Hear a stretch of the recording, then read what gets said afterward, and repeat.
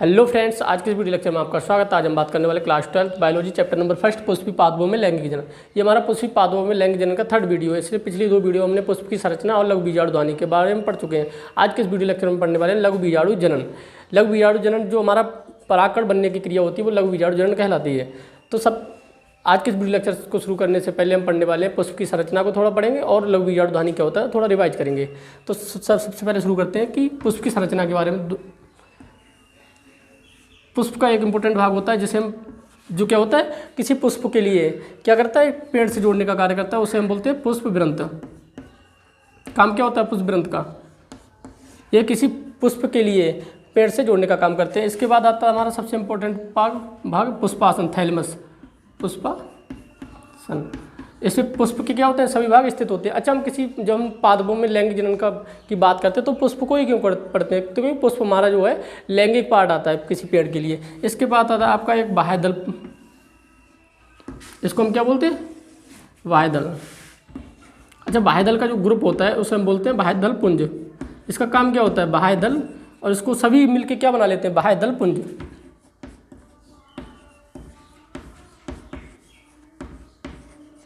पुंज ये हमारा ग्रीन कलर का होता है जो फोटोसिंथेसिस द्वारा किसी पुष्प के लिए भोजन निर्माण का कार्य करता है। ये कैसे कलर का होता है? Green colour. इसके बाद पाया जाता है आपका दल।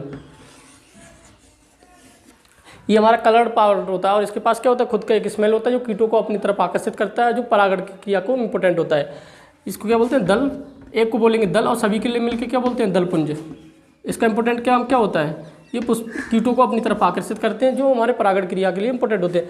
ये हमारे दोनों कैसे हैं? ये हमारे दोनों सहायक जनन भाग हैं, आवश्यक नहीं है बट सहायक है। अब इसके बाद आता है अपना एक इम्पोर्टेंट पार्ट जिसे हम क्या बोलते हैं? पुंकेसर। एक के लिए हम क्या बोलते हैं? पुंकेसर। और जो पुंकेसर का ग्रुप होता है सभी के लिए क्या बोलेंगे? पुमंग। पुमंग की इकाई क्या बन जाती है? पुंकेसर। और ये हमारा कैसा भाग है? नर जनन भाग है। नर जनन भाग है। और ये किससे मिलकर बना होता है? परागकोश और पतंतु। इसके पास दो पार्ट होते हैं, जैसे हम यहाँ पे देखें। ये क्या है आपका? पराग कोश। और ये हमारा कैसा भाग है? पतंतु। ये हमारा नर जनन भाग है। इसके बाद आता है आपका ये होता है आपका स्त्री केसर भाग। स्त्री केसर। और स्त्री केसरों का जो ग्रुप होता है, समूह होता है, उसको हम बोलते हैं जायांग, जाइनोसियम। इंग्लिश में बोलेंगे जाइनोसियम। और पुमंग के लिए एंड्रोसियम बोलते हैं। तो जायांग कैसा है? मादा जनन भाग है। मादा जनन भाग है। जिसकी जो तीन पार्ट से मिलकर बना होता है, ऊपर होता है वर्तिकाग्र, वर्तिका और अंडाशय।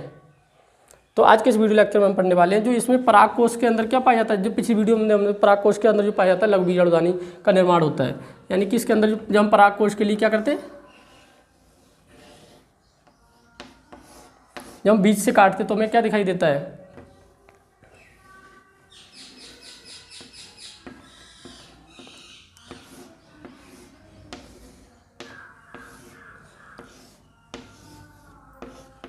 इस तरीके से हमें दिखाई देता है। इसके चारों तरफ में क्या चार लेयर दिखाई देती है और जो हमारे बीच में जो होल्स दिखाई दे रहे हैं, रूम दिखाई दे रहे हैं, ये हमारा क्या है? ये मतलब एक रूम ही है। किसके लिए? परागकण। यहाँ पे परागकण स्थित होते हैं, इन्हें हम बोलते हैं लघु बीजाणु ध्वनि। लघु बीजाणु ध्वनि। आज के इस वीडियो लेक्चर में हम पढ़ने वाले हैं जो लघु बीजाणु ध्वनि होता है उसमें लघु बीजाणु जनन का निर्माण कैसे होता है। एक बार हम इसे पुष्प की सहायता से समझने वाले हैं। देखो, ये हमारा पाया जाता है आपका पुष्प वृंत। ये कौन सा भाग है? पुष्प वृंत।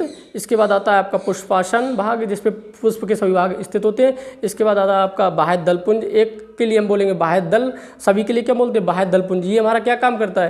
ये हमारा प्रकाश संश्लेषण की क्रिया द्वारा पुष्प के लिए भोजन निर्माण का कार्य करता है। इसके बाद आता है हमारा दल जो रेड कलर का पार्ट है और सभी को मिला के क्या बोलेंगे? एक को दल बोलेंगे, सभी के लिए दलपुंज बोलेंगे। ये क्या करता है? कीटों को अपनी तरफ आकर्षित करता है, जिससे ये परागकण कीट अपने साथ ले जाकर पराग नलिका पर छोड़ देते हैं। ये क्रिया क्या कहलाती है? परागण कहलाती है। इसके बाद आता है आपका मुख्य भाग आ जाता है। इसको जैसे आपको जो पीला पीला दिख रहा है, ये हमारा कौन सा भाग है? ये पुंकेसर भाग है जो आपको पीला पीला दिख रहा है, ये हमारे दो भागों से मिलकर बना होता है परागकोश और पतंतु, जो जोड़ने का काम करता है। परागकोश में क्या होते हैं, लघु बीजाणु दानियाँ पाई जाती है जिनके अंदर लघु बीजाणु का निर्माण होता है। और एक आपका जो पाया जाता है यहाँ पे देखो, यहाँ पे ऊपर दिख रहा होगा थोड़ा सा, इनको बोलते हैं हम क्या बोलते हैं, स्त्री केसर भाग। और ये कैसा होता है, मादा जनन भाग होता है, जायांग बोलते हैं इनके समूह के लिए। और इनमें जो हमारा 3 भाग होते हैं, वर्तिकाग्र, वर्तिका और अंडाशय। तो आज के इस वीडियो लेक्चर में पढ़ने वाले हैं जो परागकण का निर्माण होता है उसके निर्माण को पढ़ने वाले हैं। अब हम बात करते हैं लघु बीजाणु जनन। जब हमारा पुष्प क्या होता है, युवावस्था में होता है, छोटा होता है, तो उसमें जो हमारा देखो परागकोश पाया जाता है। परागकोश ये किसका भाग है, पुंकेसर का भाग है। कौन सा, ये हमारा होता है पतंतु, ये आपका होता है परागकोश। जब हम परागकोश के लिए अनुप्रस्थ काट का वर्णन करते हैं, जब इसको हम क्या करते हैं, इस तरीके से काट देते हैं, क्रॉस सेक्शन देखते हैं, तो हमें इसमें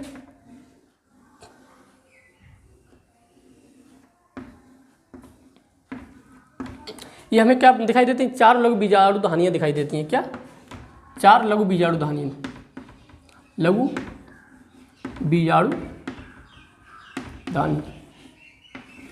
इसमें कोष के देखो 2 पालियाँ होती हैं और 2 पालियों में एक पाली में 2 कोष्ठक पाए जाते हैं, जैसे 4 कोष्ठक ही होता है। इन्हें क्या बोलते हैं, इन कोष्ठकों को लघु बीजाणु धानी। यहाँ पे क्या होता है, परागकण का निर्माण होता है। तो जब हम एक युवावस्था की बात करते हैं, यानी कि तो जब हम किसी एक लघु बीजाणु धानी को उठाते हैं, तो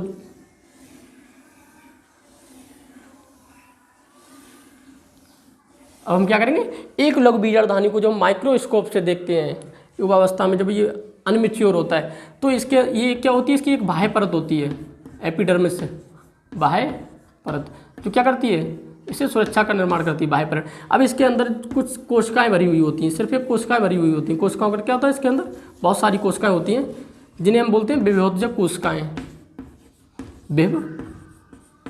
विभेदजक कोशिकाएं।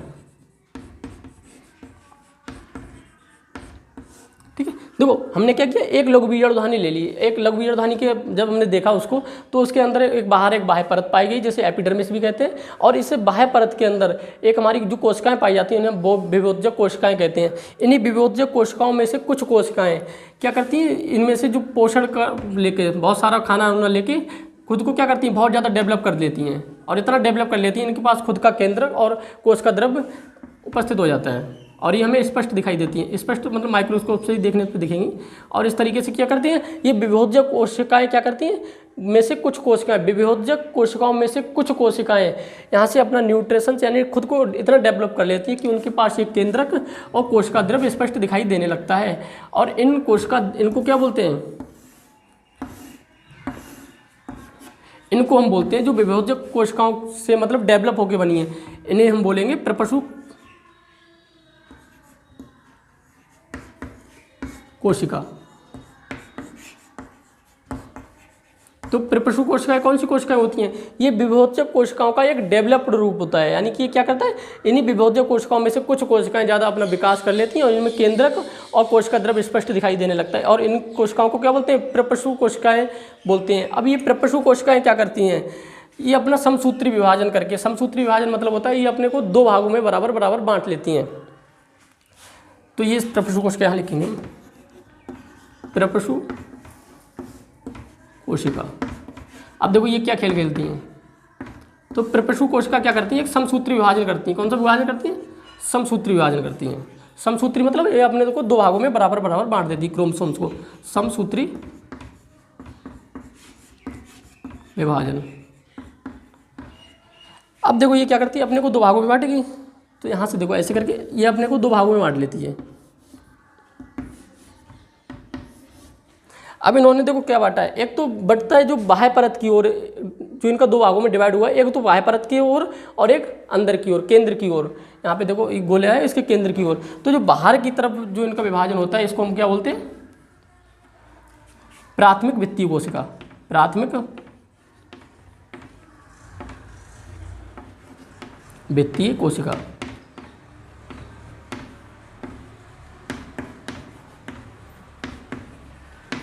और जो अंदर की तरफ होता है, देखो बाह्य परत की ओर होता है उसको बोलते हैं प्राथमिक वित्तीय कोशिकाएं, और जो अंदर की तरफ होती हैं जो कोशिकाएं, जो विभाजन प्रपशु कोशिका विभाजित होकर 2 भागों में बटी थी, तो इसको बोलते हैं बीजाणु जनन कोशिका।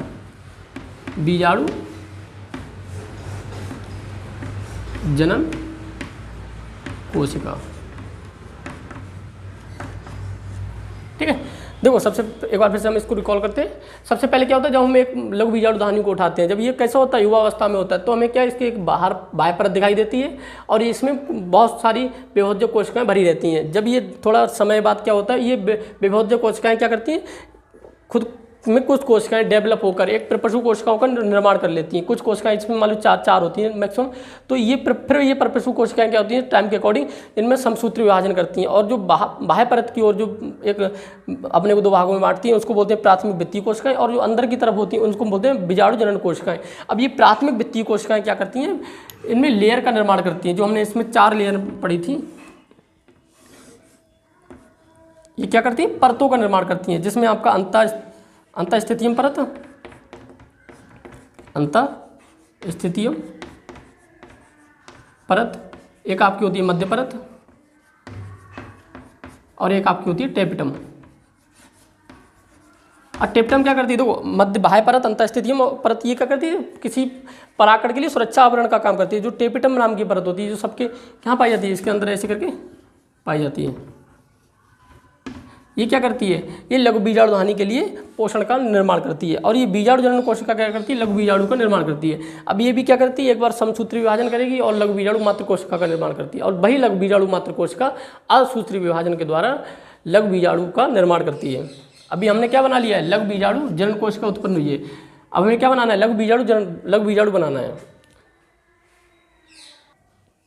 अभी ये हमारी बीजाणु जनन कोशिका क्या करेगी, देखो बीजाणु जनन कोशिका ये क्या करेगी, समसूत्री विभाजन करेगी। कौन सा, समसूत्री विभाजन, यानी कि अपनों को 2 भागों में विभाजित कर लेगी। समसूत्री विभाजन करके क्या बनेगी, यहाँ पे ये बनाएगी लघु बीजाणु मात्र कोशिका, लघु बीजाणु मात्र कोशिका।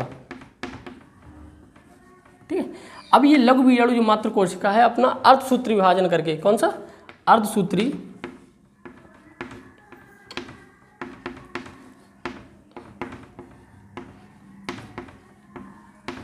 यानी कि अर्धसूत्री विभाजन का मतलब होता है ये अपने आदि क्रोमोसोम्स को यानी गुणसूत्रों को विभाजित करेगी और ये बनाएगी हमारी लघु बीजाणु। इस तरीके से हम क्या करेगी, 4 लघु बीजाणुओं का निर्माण करेगी। तो जो हमारा लघु बीजाणु जनन का पूरा प्रोसेस जो आप समझ चुके होंगे, एक बार हम इसको फिर से पढ़ते हैं। देखो हम जब किसी पुष्प की बात करते हैं तो उसमें एक होता है पुंकेसर। पुंकेसर में क्या पाया जाता है, परागकोश। और परागकोश को जो हम काट के देखते हैं तो उसमें पाई जाती है लघु बीजाणुधानी। जब लघु बीजाणुधानी युवावस्था में होती है तो हम जब उसको देखते हैं तो इसके अंदर एक बाह्य परत पाई जाती है और इसके अंदर क्या होता है, विभोज्य कोशिकाएं भरी होती हैं, बहुत सारी विभोज्य। और यही टाइम के अकॉर्डिंग क्या करती हैं, विभोज्य कोशिकाएं क्या करती हैं, प्रपशु कोशिकाओं का निर्माण करती है, जिनके पास अपना खुद का एक केंद्रक और कोशिका द्रव्य होता है। और यही प्रपशु कोशिकाएं क्या करती हैं, समसूत्री विभाजन करके खुद को 2 भागों में बांट लेती हैं।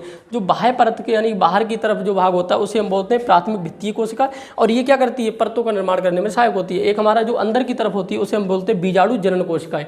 यही बीजाणु जनन कोशिकाएं क्या करती हैं, लघु बीजाणु का निर्माण करती हैं। अब ये यहाँ पे देखो, यहाँ पे जो बीजाणु जनन कोशिकाएं क्या थी, इन्होंने समसूत्री विभाजन किया और यही समसूत्री विभाजन करके लघु बीजाणु मात्र कोशिका का निर्माण करती हैं। और यही लघु बीजाणु मात्र कोशिकाएं अर्धसूत्री विभाजन के द्वारा 4 लघु बीजाणुओं का निर्माण करती हैं। और यही 4 लघु बीजाणु मात्र कोशिकाएं मैच्योर होकर क्या बना लेती हैं, पॉलीग्रेन यानी कि परागकण का निर्माण करने में सहायक होती हैं।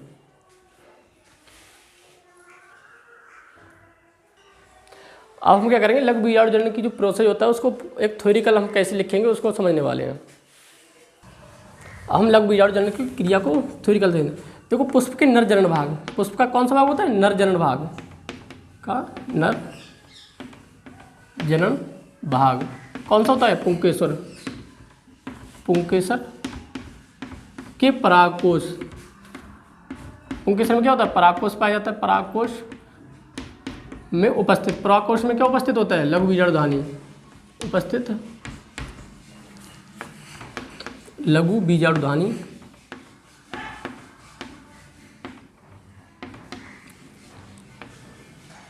में विभोज्य कोशिका, कौन सी कोशिका है, विभोज्य कोशिकाएं।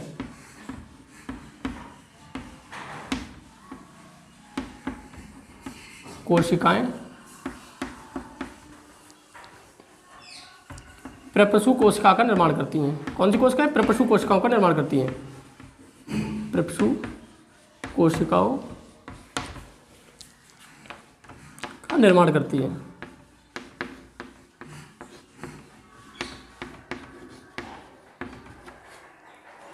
प्रपशु कोशिकाएं,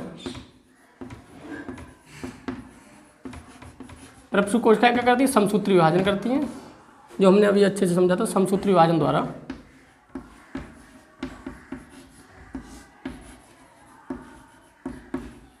द्वारा दो भागों में बढ़ जाती है।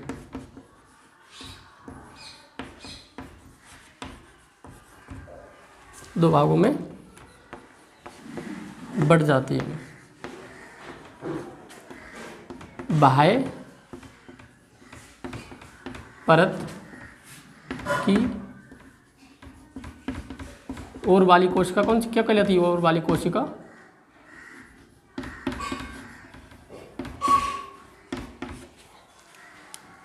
प्राथमिक भित्ति कोशिका कहलाती है। प्राथमिक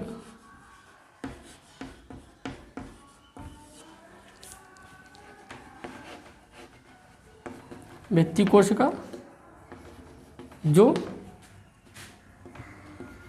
परतों का निर्माण करती है। परतों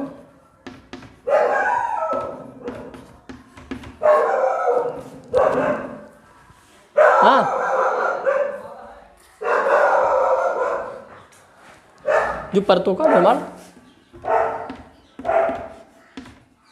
करती है। और जो दूसरी होती है तथा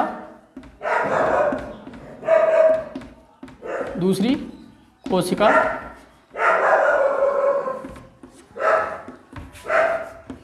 बीजाणु जनन कोशिका कहलाती है। दूसरी कोशिका क्या कहलाती है? बीजाणु जनन कोशिका कहलाती है। और यही बीजाणु जनन कोशिका क्या करती है? खुद को अपना समसूत्री विभाजन करके लघु बीजाणु मात्र का निर्माण करती है। बीजाणु जनन कोशिका लघु बीजाणु मात्र कोशिका का निर्माण करती है। लघु बीजाणु मात्र कोशिका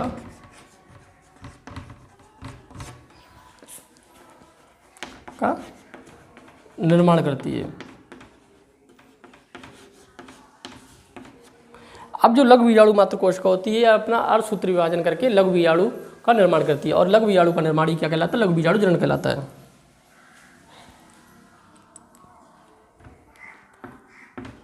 लघु बीजाणु मात्र कोशिका अर्धसूत्री विभाजन करके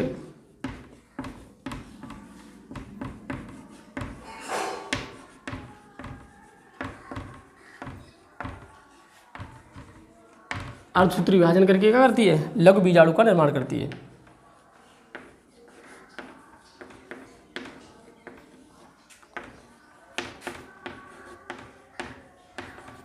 निर्माण करती है, जिसे हम क्या कहते हैं? लघु बीजाणु जनन कहते हैं।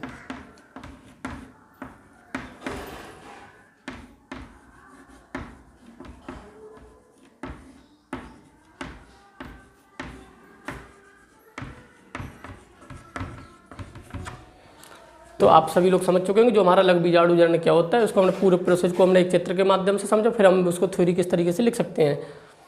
तो आज के इस वीडियो लेक्चर को हम यहीं पे ख़त्म करेंगे।